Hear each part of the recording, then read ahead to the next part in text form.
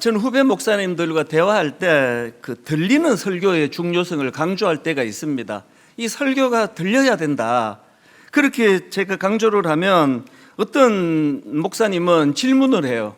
그 목사님이 그런 생각을 갖게 된 어떤 계기가 있습니까? 그러면 제가 그 두 가지 이야기를 제가 들려주고는 하는데요. 첫 번째가 이겁니다. 제가 20대 초반 만 21살 때 미국으로 이민 갔을 때 정말 죽을 것처럼 힘들었거든요. 너무 힘들어서 우울하고 그냥 죽고 싶고 그렇게 일주일을 보내다가 그야말로 막 영적으로 엉금엉금 기어서 교회를 가는 겁니다. 그렇게 교회를 가면은 어떨 때는 설교하시는 목사님께 화가 나는 거예요. 나는 지금 죽을 것 같이 힘들어서 왔는데 왜 나랑 아무 상관없는 설교를 하시느냐. 그때는 제가 또 어렸고 그리고 또 상처가 많다 보니까 그 좋은 설교에도 제가 그렇게 못되게 반응을 한 거죠. 뭐 진짜 화가 나는 겁니다. 자기는 지금 온실에서 편안하게 히터 켜놓고 설교 준비하니까 나 같은 사람의 애환은 알기는 하느냐고. 저 설교가 지금 나한테 왜 필요하냐고. 그러니까 이런 마음에 아주 그 억하심정이 있었던 기억이 있거든요. 요즘도 제가 설교를 준비하다가 자주 저의 그때 그 설교를 들으면서 화가 나고 분을 내고 그랬던 그 제 모습을 떠올려 보고는 하곤 하거든요. 오늘도 그때 저처럼 너무나 힘들고 어려운 이런 한 주간을 보내신 분들이 앉아 계신다 할 때 그분들에게 어떻게든 하나님 말씀이 하나님 말씀으로 잘 선포되고 들려지도록 해야 되겠다. 그런 생각을 하게 된 게 이민 초기에 제가 겪었던 일 때문이고요. 그런가 하면 또 한 번 계기가 있었습니다. 제가 중고등부 사역을 만 10년을 했거든요. 중등부 애들이 너무 많았어요. 그때는 바글바글 거리는데 안 듣는 거예요. 설교를 아무리 밤을 새갖고 준비하면 뭐합니까? 안 듣는데 그때 스마트폰도 없을 때인데도 전부 이제 설교를 시작하면은 핸드폰 꺼내가지고 서로서로 문자 주고받느라고 앞을 거의 안 봐요. 이렇게 보면은 지들끼리 문자 얘하고 옆에 놈이 와 오늘 되게 지루하다 그지? 동감? 뭐 이런 걸 주고받으면서 이 설교를 안 듣는 거예요. 그래서 제가 어떻게 해서든 이 아이들이 이 고개를 들고 말씀을 듣게 하려고 몸부림을 쳤던 10년이었거든요. 제가 얘들을 가만히 관찰을 해보니까 이것들이 웃기면 고개를 들더라고요. 뭘 딴짓하다가 웃기면 이렇게 들고 그래서 제가 거기서 제가 착안해가지고 아주 중요한 이야기를 할 때는 반드시 이제 웃기는 거죠. 그러면 얘들이 일제히 이제 스마트폰 이런 걸 다 내려놓고 앞을 쳐다볼 때 그때 중요한 메시지를 던져야 된다. 그러니까 이런 습관이 사실 지금도 본능적으로 좀 몸에 배어 있는 것 같습니다. 그래서 제가 우리 목사님들한테 어떻게 해서든 그 성도님들의 그 필요, 그 성도님들에게 절실한 그런 문제들을 복음으로 또 하나님 말씀으로 풀어갈 수 있도록 그렇게 마음에 들려지는 와닿는 설교를 우리가 더 노력을 해야 된다. 그런 이야기를 제가 드리곤 하거든요. 제가 오늘 설교 준비를 하다가 이런 생각이 떠오른 이유가 있습니다. 오늘 본문에도요. 만 21살 제가 이민 갔을 때 너무너무 힘들었던 것과 같은 이런 어려움을 겪고 있는 한 사람이 등장을 하는데 아들이 귀신 들렸습니다. 그래서 물에도 넘어지고 불에도 넘어지며 그 고통을 참아 눈뜨고 볼 수 없는 그런 절망을 가진 아버지가 등장을 하고 있거든요. 오늘 본문의 배경이 이렇습니다. 본문 바로 앞에 내용을 보니까 예수님께서 변화산으로 가세요. 베드로, 야고보, 요한 세 명의 제자를 데리시고 변화산으로 가셨는데 거기서 주님이 놀라운 영광을 드러내십니다. 그 광경이 너무나 황홀했기 때문에 베드로가 주님 산 아래로 내려가지 말고 여기 머물자고 그런 당부를 드릴 정도예요. 그랬는데 예수님은 베드로의 간청을 들어주지 않으시고 그 변화산 황홀한 영광의 그 자리에 머물지 않으시고 산 아래로 내려가십니다. 나중에 제가 이 결과를 보니까요. 왜 내려가셨는지 짐작이 가잖아요. 그 산 아래에 지금 물에도 넘어지고 불에도 넘어지는 아들 때문에 낙심하고 있던 그 아버지가 산 아래에 있는 거거든요. 그 아버지의 이 절규 같은 내용을 한번 들어보십시오. 마가복음 9장 17절. 무리 중에 하나가 대답하되 선생님, 말 못하게 귀신 들린 내 아들을 선생님께 데려왔나이다. 귀신이 어디서든지 그를 잡으면 거꾸러져 거품을 흘리며 이를 갈며 그리고 파리해지는지라. 내가 선생님의 제자들에게 내쫓아달라 하였으나 그들이 능히 하지 못하더이다. 그 아픈 마음이 막 느껴지잖아요. 제가 그러고 보니까 이 본문에서의 주님이 너무 감동이 되는 겁니다. 그 황홀한 변화산의 현장에 조금이라도 더 머물기를 원하는 베드로의 요청을 들어줄 수가 없었던 이유가 있다면 지금 산 아래에 이렇게 절규하고 있는 깊은 상처를 받고 있는 그 아버지가 있었기 때문이다. 이게 참 감사한 거 아닙니까? 저는 확신합니다.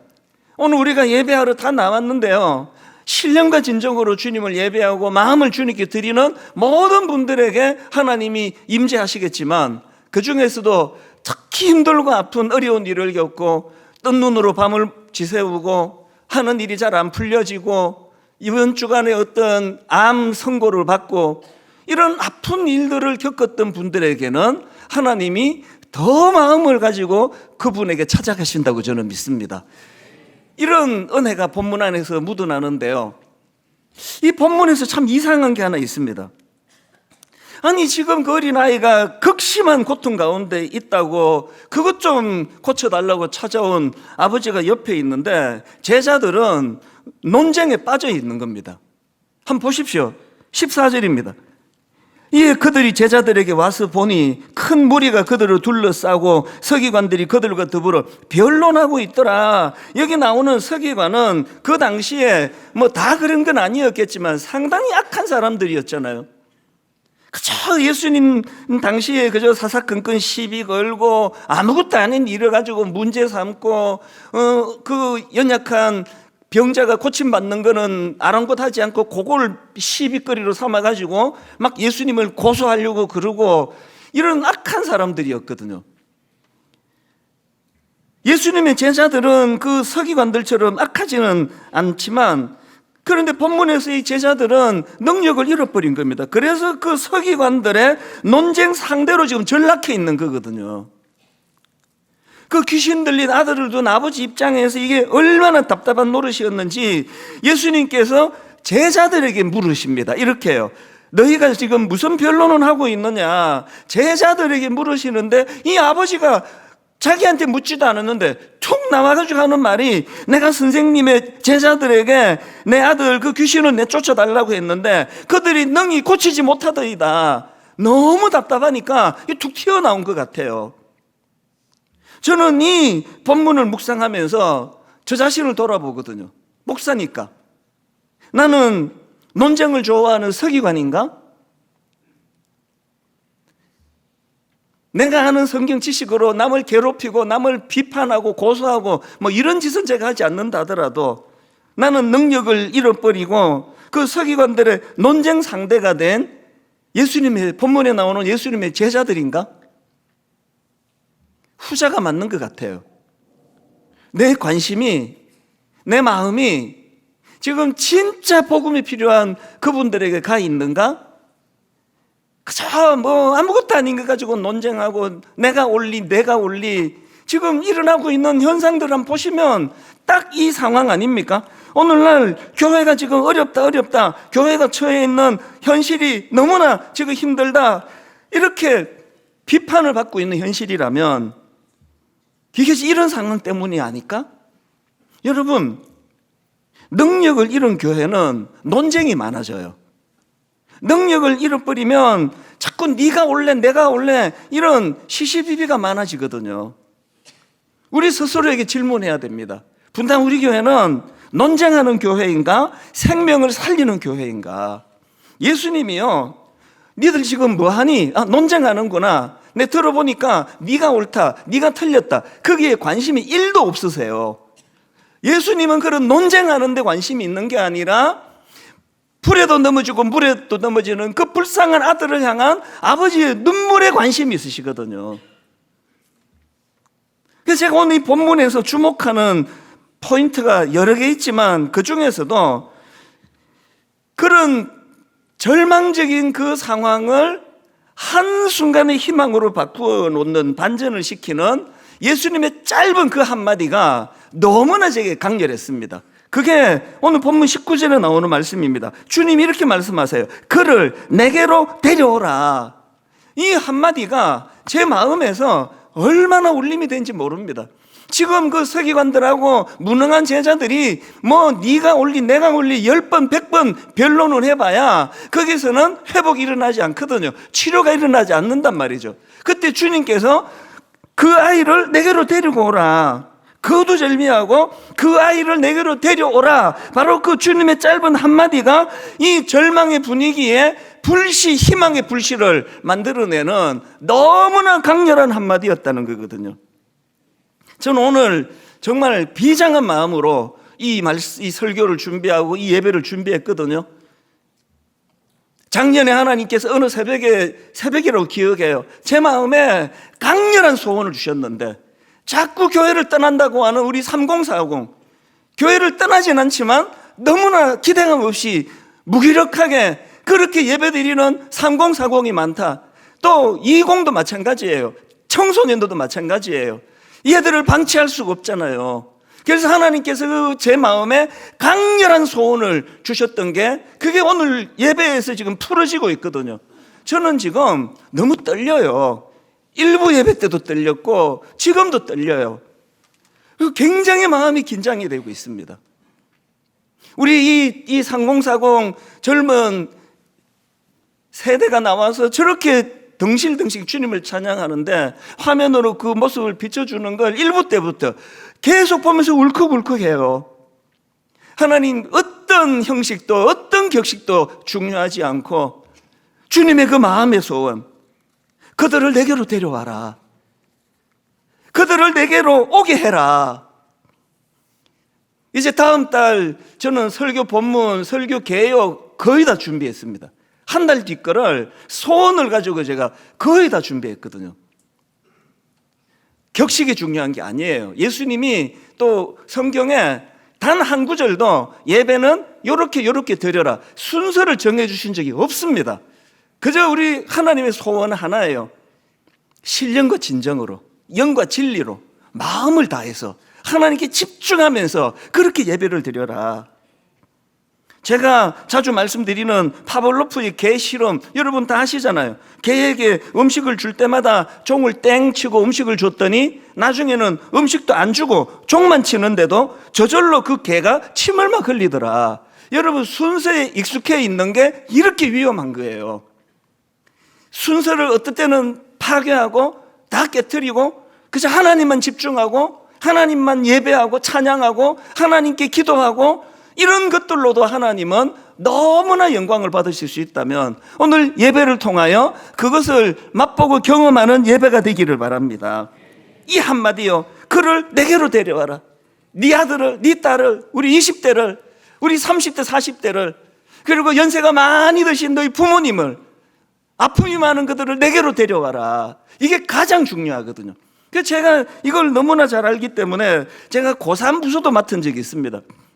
강남에 그 입시생 애들만 모아가지고 예배를 주일 아침에 일찍이 드리는데요. 얼마나 스트레스를 많이 받는 것 같아요, 애들이. 그래갖고요, 뭐, 한 번은 얘가 밤새 술을 퍼마셨어요. 아침 일찍인데도 술이 안 깨갖고 왔어요. 보니까 뭐 하여튼 그런거려도 이상하고 막 옆에 가니까 술 냄새가 확 풍기는데 제가 거기다 대고 이놈의 자식이 미쳤나 안 가? 라고 했을까요? 안아줬죠. 잘했다. 술 마시고도 오는 데가 교회야. 제가 안내해가지고 자리에 앉히면서 그 순간이 지금도 잊혀지지 않는 강렬함이에요. 왜 제가 그때 그 아이를 나무라지 않고 그 아이에게 술 마셔도 교회 와야 돼, 잘 왔으라고 했냐 하니까 오늘 주님께서 그래도 그를 내게로 데려오라고 하는 거. 오히려 그런 어떤 고뇌에 차서 밤새 술을 마시고 있던 이 아이에게 이게 뭐 어느 정도 집중력 있게 들을 수 있는 건지는 모르겠지만 그 아이에게도 주님은 말씀을 전하기를 원하시는 거거든요. 그래서 저는 이 한마디 글을 내게로 데려오라, 이거는 오늘로 끝이 아닙니다. 다음 주일에도 그 다음 주일에도 하나님 앞에 우리가 나 자신이 바로 그 대상이 되기도 하고, 그래서 주님 앞에 나아가면 우리가 잃어버린 복음의 능력을 되찾게 되는 거죠. 그래서 오늘 이런 걸 가지고 복음이 우리에게 주는 능력, 그래서 이 능력 회복을 위한 세 가지 우리가 주의를 기울일 거를 좀 나누고 싶은데요. 첫 번째로 능력 회복을 위해서 먼저 뭘 회복해야 되느냐? 주님의 임재를 회복해야 된다는 겁니다. 여러분, 오늘 본문에서 가장 중요한 포인트는요, 귀신이 떠나가고 그 아이가 고침받는 게 아니에요. 그 결과예요. 오늘 본문에서 가장 중요한 거 제가 강조하고 또 강조합니다. 19절에 그를 내게로 데려오라, 이게 가장 중요해요. 이 선포로 이미 변화가 시작되는 거거든요. 임재를 우리가 회복해야 된다고 하면 임재가 뭡니까? 임재란 거는 하나님께서 지금 나와 함께하고 계신다는 사실을 인식하는 거, 이 상태가 이게 임재예요. 그래서 이걸 코람데오, 하나님 앞에서 이렇게도 부르고 있습니다. 그분의 현존을 느끼며 사는 태도, 이게 임재의식이에요. 그래서 우리가 난 임재가 잘 느껴지지 않아요. 그거는요, 하나님이 나를 떠나셨다는 뜻이 아니라 내가 지금 어떤 문제에 너무 몰입해가지고 하나님을 의식하지 못하고 눈앞에 놓인 문제의 마음이 다 뺏겨 있는 상태, 그게 임재가 느껴지지 않는 상태입니다. 지난주에 제가 이사야 선지자 말씀드렸잖아요. 우시야 왕이 죽던 해라고 상징하는 절망적인 그때, 너무나 의지했던 그 무엇이 사라져버리는 그 낙심된 그 순간, 그때 이사야가 뭘 했다고 그랬습니까? 시선을 옮긴 거예요. 그게 이사야 6장 1절 아닙니까? 우시야 왕이 죽던 해에 내가 본즉 뭘 봤습니까? 우시야 왕의 죽음만 본 게 아니에요. 뭘 봤냐 하니까 주께서 높이 들린 보좌에 앉으셨는데 그의 옷자락은 성전에 가득하였고, 이것이 임재의 회복입니다. 여러분, 어떤 문제를 만나고 내 힘으로 풀 수 없는 일이 찾아올 때 거기에 몰입해 있는 그것이 내 인생에 도움이 되지 않아요. 제가 아까 교회 가서 막 상처가 막 많고 그 설교하는 목사님에게 막 분노가 생기고 그랬다고 얘기했지만, 그거는요, 교회에 대한 기대감이 그만큼 컸기 때문이에요. 결국은 교회가 저를 살려준 거거든요. 결국은 교회가 20대 초반에 절망에 빠진 저를 건져내준 게 그게 교회란 말이에요. 임재의식, 임재. 지금 제자들이 어떻게 하다가 이렇게 능력을 잃어버리고 논쟁만 벌이게 됐습니까? 현장에 주님이 계시지 않을 때 그들이 그 주님이 계시지 않는 그 순간조차도 그분 안에, 자기들 안에 일하시는 주님의 임재의식을 놓쳐버렸기 때문에 그렇게 논쟁을 하고 있는 거거든요. 여러분, 주님의 임재가 사라지면요, 사람은 쓸데없는 논쟁에 집중해요. 교회들을 가보면은요, 부흥하는 교회 쓸데없는 논쟁 별로 없습니다. 하나님의 임재가 사라지는 거기에 맨날 네가 올래 내가 올래, 그 부부싸움 막 머리 터지게 부부싸움 하시는 분도 계시잖아요. 이게 보니까요, 사람이 보통 자기가 안 가진 걸 가진 사람에게 매력을 느껴요. 내성적인 사람은 막 외향적이고 하여튼 친구 좋아하고 이런 사람을 좋아하고요. 또 외향적인 사람은 다소곳한 내성적인 사람을 좋아해요. 우리 집도요, 저는 외향적, 제 아내는 내성적이에요. 그렇게 만나가지고 적응할 때까지 서로가 많이 힘들었습니다. 너무나 나랑 다른 삶을 사는 사람이니까 이해가 안 되는 게 너무 많은 거죠. 상대방도 마찬가지 아닙니까? 그럴 때요, 대화해갖고 푼다 그러잖아요. 대화할수록 헷갈려요.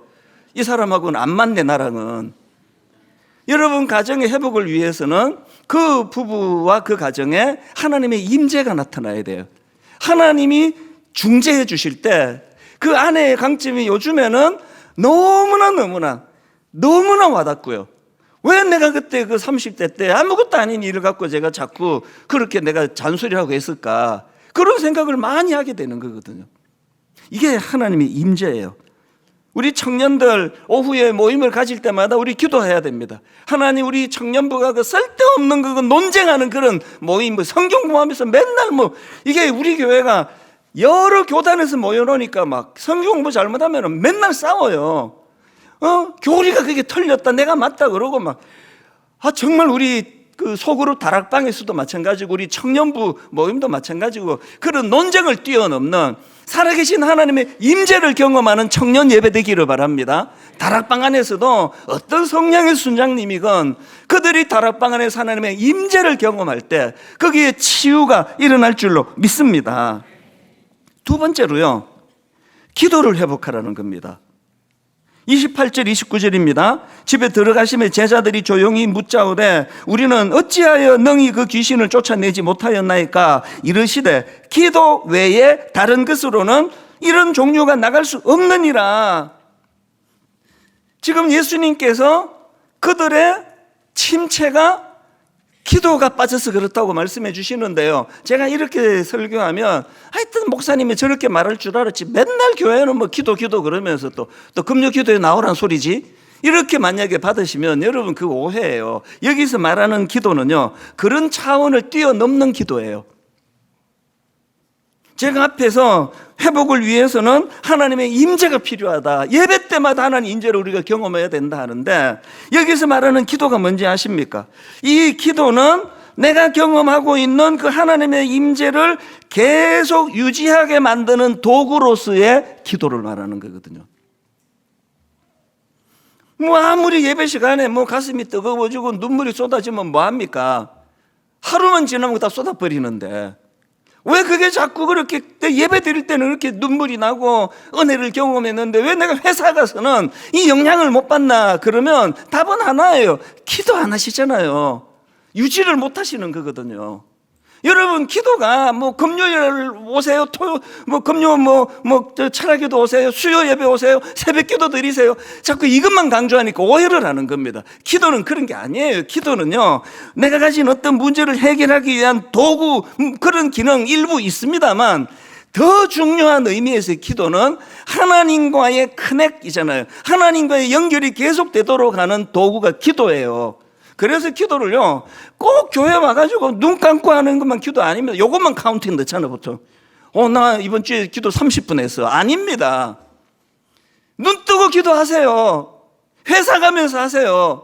지하철에서 할 수 있습니다. 저는요, 새벽에요, 막 말씀을 새벽에 머릿속에 집어넣고, 요즘은 추워서 잘 못하는데 이제 곧 할 겁니다. 다시 말씀이 머릿속에 들어오면은 그때 제가 스마트폰을 하나 들고 만보를 긋기 시작해요. 꼭 스마트폰을 갖고 가요. 왜냐하면 그때 그러면서 사물을 보면서 눈 뜨고 기도할 때 하나님께서 놀라운 영감을 주셔가지고요, 설교에서 중요한 포인트는 거의 그때 다 이루어집니다. 이 스마트폰으로 녹음을 하면서 긋는 거거든요. 계속 이게 이제 녹음을 하고 그러니까 어떨 때 심심해가지고 내가 나한테 말하면서도 이찬수 한 건 건졌다, 잘 들어봐, 이렇게 제가 나한테 말도 건네고요. 야, 이거 깨달음 대박이다, 너 기분 좋지? 저보고 막 그렇게도 이제 녹음을 하면서 제가 긋거든요. 여러분, 우리가 하나님 앞에서 이 기도라는 건 그렇게 부담스럽고 눈을 감아야 되고 어디에 모여야 되고 그렇게 생각하는 게 우리 기도를 방해합니다. 저는 밀실에서 하나님 앞에 드리는 그 기도보다도 일상 속에서, 제가 개척 초기는요, 차 타고 다니면서 그때 막 분당 우리 교회 사람들이 몰려들 때 그때 제가 건물마다 기도를 했습니다. 걸어갈 때, 차를 탈 때, 하나님, 저 건물 2층에 어느 교회, 우리 교회에게 주님 사람을 보내주시듯이 저 교회에도 많은 사람들을 보내주시기 원합니다. 아버지, 3층에 있는 저 교회 어떤 상황과 사정이 주님 아시지 않습니까? 우리가 함께 해주시기 원합니다. 그게 기도예요. 꼭 부탁합니다. 하나님의 임재가 가장 중요하고요, 그 임재가 끊어지지 않고 연결되도록 하는 도구가 기도인 줄로 믿으시기를 바랍니다. 그래서 1만 성도 봐서 운동하고 저는요, 이 기도의 끈이 저를 살렸어요. 아니, 1만 성도 봐서 운동을 선언하고 났더니 그렇게 그걸 갖고 조롱하는 사람이 많대요. 되지도 않는 것 갖고 쇼한다고. 어떤 목사님은 막 대놓고 이찬수 목사가 말하고 있는 1만 성도 파수 운동이 성공적으로 이루어지면 내 손에 장을 찢은다 그러니까 너무 두려웠어요. 내가 생각해도 안 될 것 같으니까. 이 10,000명에서 15,000명이 절대 갈 것 같지가 않고 다락방 같은 데 가보면 전부 목사님 이거 잘하셨는데요, 저는 남고 이 사람들이 갈 겁니다. 서로가 다 그러고 있는데 누가 가겠냐고요. 새벽마다 두려워서 매달린 거죠. 불안하니까 잠에서 깨지는 거죠. 하나님 이제 5년 남았는데, 이제 4년 남았는데, 3년 남았는데 이게 지금 안 된다면 저는 이제 어떻게 해야 됩니까? 이제 내가 사기꾼이 되는데, 처음부터 되지도 않을 것 같고 쇼한다 그러는데 너무 두려워가지고 매달렸거든요.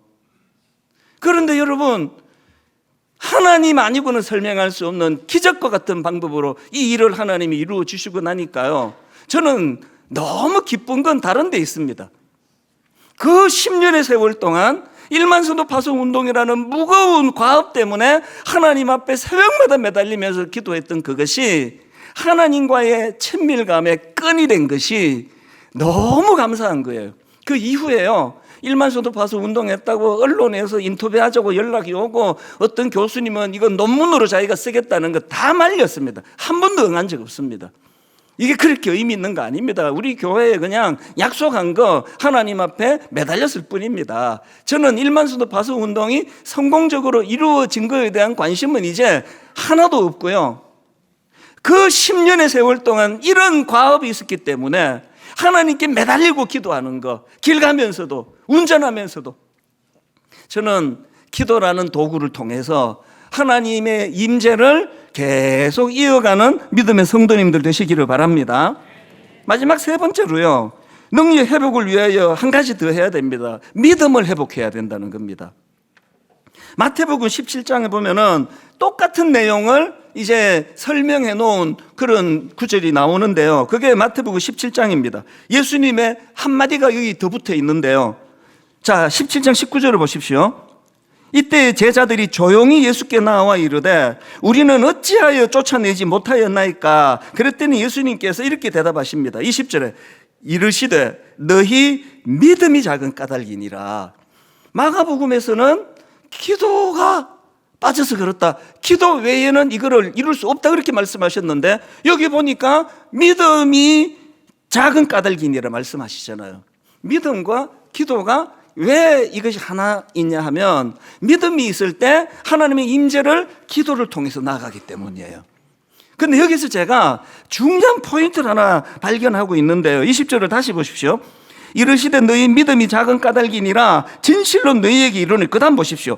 만일 너희에게 믿음이 겨자씨 한 알만큼만 있어도 이 산을 명하여 여기서 저기로 옮겨지라 하면 옮겨질 것이요 또 너희가 못할 것이 없으니라. 아니, 왜 예수님은 능력 회복의 대안이 믿음이라고 말씀하시면서 하필 그 작고 보잘것없는 겨자씨만한 믿음을 이야기했냐고요? 무슨 의미가 있을까요? 여러분, 믿음은 크기의 문제가 아니에요. 믿음은 겨자씨만한 생명력의 문제라는 거예요. 믿음이 크고 작은 거 없습니다. 젊을 때 막 믿음이 엄청 큰 것 같아도 나중에 보니까 교회를 떠난 사람도 있고요.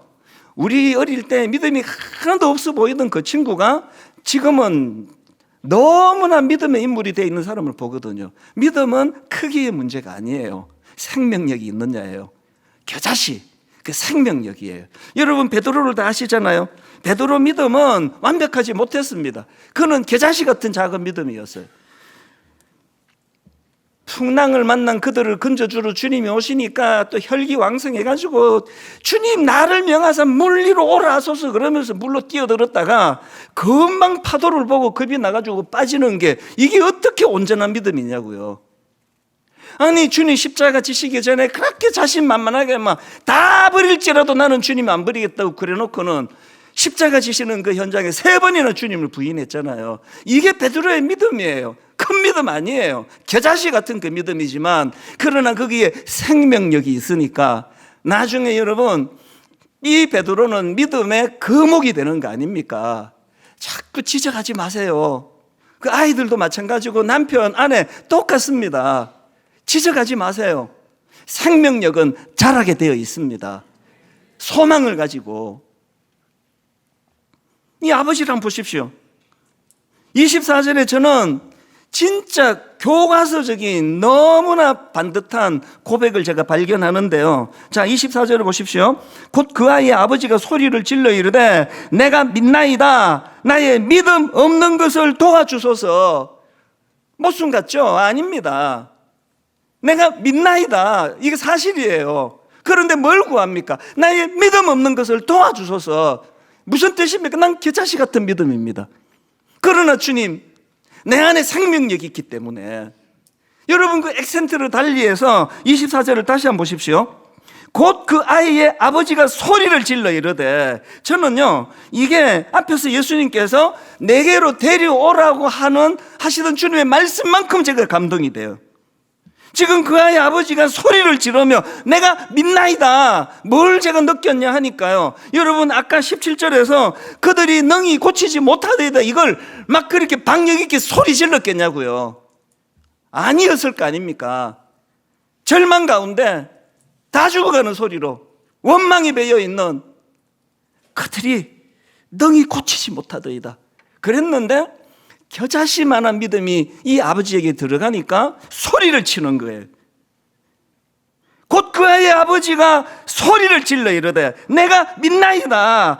이게 생명력입니다. 믿음이 작동한다는 거는 그건 곧 희망이 작동한다는 거거든요. 오늘 예배 가운데 이런 역사가 좀 일어나기를 원합니다. 오해하지 마세요. 예배 가운데 갑자기 다 치료가 일어나고 회복이 일어나고 이런 걸로 예배가 위대한 게 아니에요. 아무런 변화가 일어나지 않는데 내 안에 겨자씨와 같은 생명력이 일어난다 할 때 희망의 노래를 부를 수 있는 거거든요. 저는요, 신학교 다닐 때 조영기 목사님이 그렇게 부러웠습니다. 제가 여의도 순복음교회에 예배 드리러 몇 번 갔는데 이 목사님이 예배 드릴 때마다 환자들을 고치시는 거예요. 나사렛 예수 그리스도를 명하노니 그러면서 어디 관절염 걸린 사람이 고쳤다 그러시고 또 이 3040 예배는 이래야 돼요. 효과가 좀 있네. 나사렛 되게 부러웠는데요, 저는 그 능력이 없습니다. 은사를 안 주셨어요. 그래서 이 예배 가운데 막 어떤 경우는 이거 이렇게 보조 기구를 가지고 오고 했던 분들이 막 벌떡 일어나고 그런 역사가 일어나는 일이 우리 교회에서는 안 일어나요. 그러나 여러분, 분당 우리 교회 안에서 제가 이런 것들을 가지고 강제로 꿈꾸지 않아요. 왜 그렇습니까? 하나님의 역사하심은 어떤 경우에 그런 기적의 역사를 그 자리에서도 주시지만 대부분의 경우에 이 아버지처럼 일하시거든요.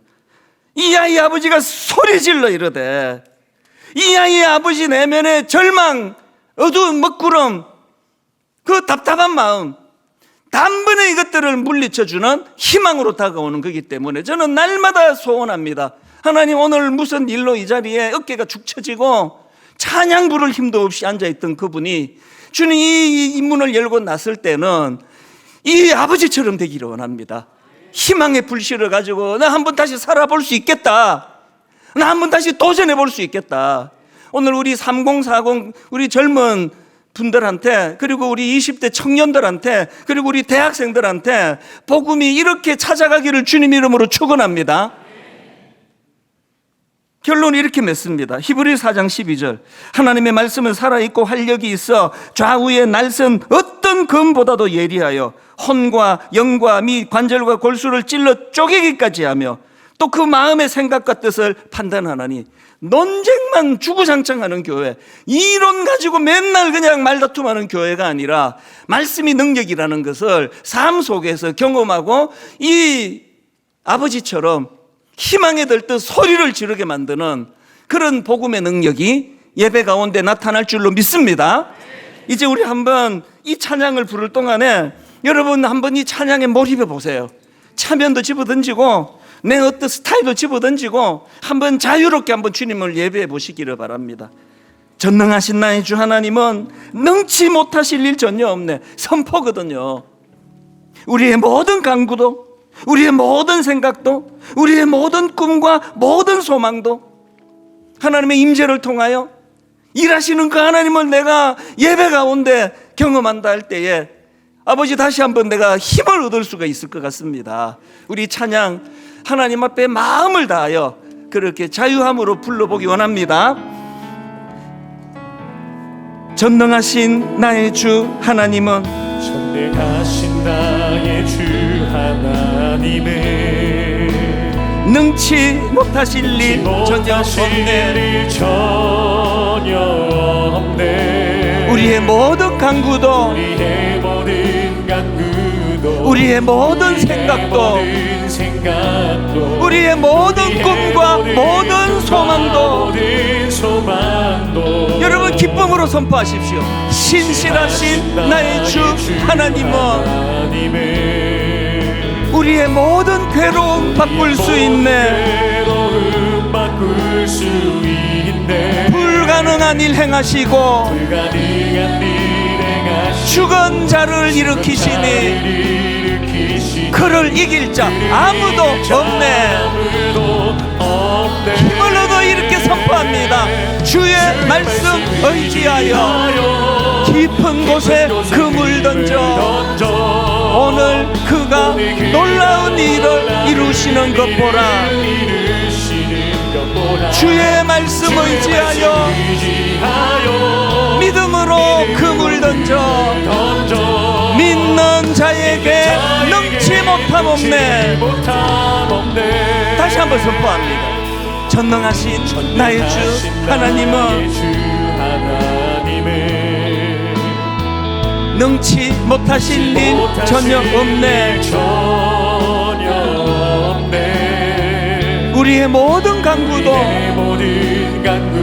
우리의 모든 생각도 우리의 모든 꿈과 모든 소망도 여러분 주님 앞에 자유하며 주님 앞에 기쁨으로 신실하신 나의 주 하나님은 우리의 모든 괴로움 바꿀 수 있네. 여러분 하나하나 힘있게 선포해 보세요. 불가능한 일 행하시고 죽은 자를 일으키시니 그를 이길 자 아무도 없네. 아멘. 주의 말씀 의지하여 깊은 곳에 그물 던져 오늘 그가 놀라운 일을 이루시는 것 보라. 주의 말씀 의지하여 믿음으로 그물 던져 믿는 자에게 능치 못함 없네. 주의 말씀 의지하여 깊은 곳에 그물 던져 오늘 그가 놀라운 일을 이루시는 것 보라. 주의 말씀 의지하여 믿음으로 그물 던져 믿는 자에게 능치 못함 없네. 믿는 자에게 능치 못함 없네. 오늘 두 마디 가지고 기도하시면 됩니다. 그를 내게로 데려오라. 어떤 논쟁으로 풀어주지 못합니다. 어떤 시시비비로 풀어줄 수 없는 거 그를 내게로 데려오라. 그런가 하면은 이 아버지의 기쁨으로 노래하면 좋겠습니다. 그 아이 아버지가 소리질러 이르되 내가 믿나이다. 나의 믿음 없는 것을 도와주소서. 이 아버지 안에 겨자씨 같은 작은 믿음 하나 던졌지만 거기에 생명력이 나타날 줄로 믿습니다. 우리 가정에 우리 배우자, 우리 자녀, 우리 부모님에게 이 믿음이 들어가게 하여 주시옵소서. 우리 한 목소리로 통성으로 합심해서 같이 기도하시겠습니다. 살아계신 하나님 아버지, 오늘 예배 가운데 하나님의 임재를 경험하기를 원합니다. 오늘 아버지 귀신 들린 아들을 둔 아버지의 절망한 마음처럼 이렇게 저렇게 낙심하고 실패하고 아픔을 가지고 주님 앞에 나온 주님의 자녀들이 있습니다. 오늘 하나님 그들에게 믿음을 허락하여 주시옵소서. 그들에게 하나님의 임재가 가져다주는 놀라운 은혜와 역사를 허락하여 주시옵소서.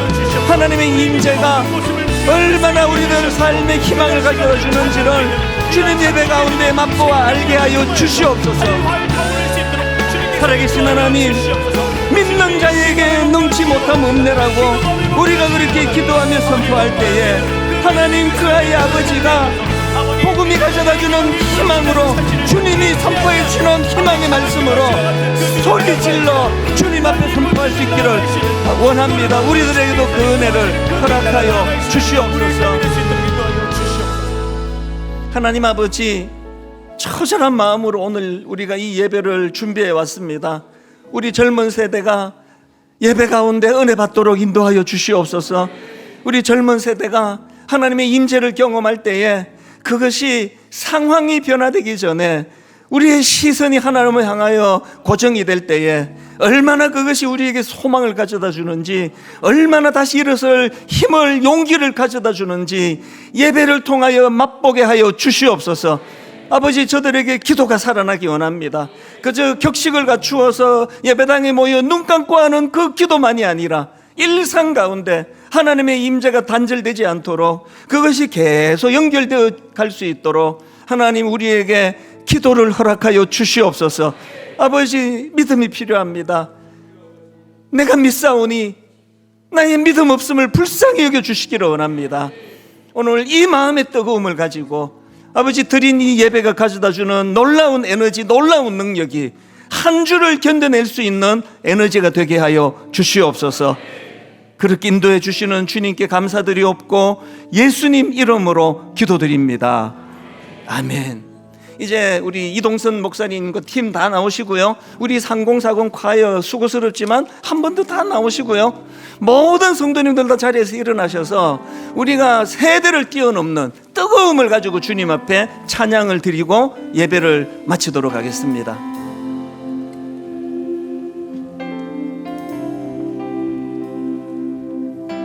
큰 기적을 만드시는 주님을 한 목소리로 믿음으로 고백했으면 좋겠습니다. 주 여기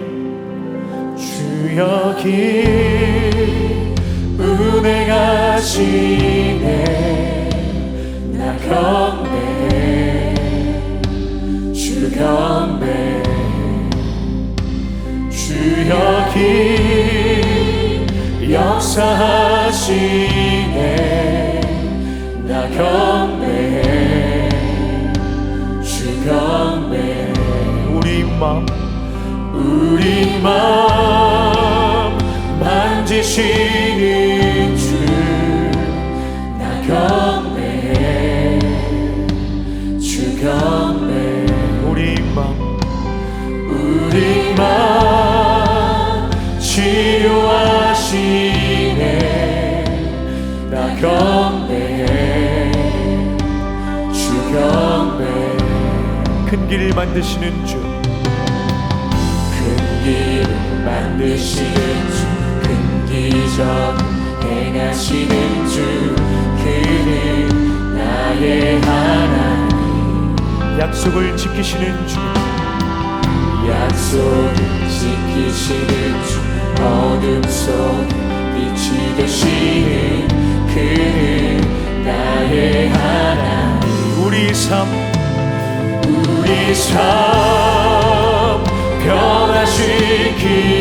변화시키네. 나 경배해, 주 경배해. 우리 마음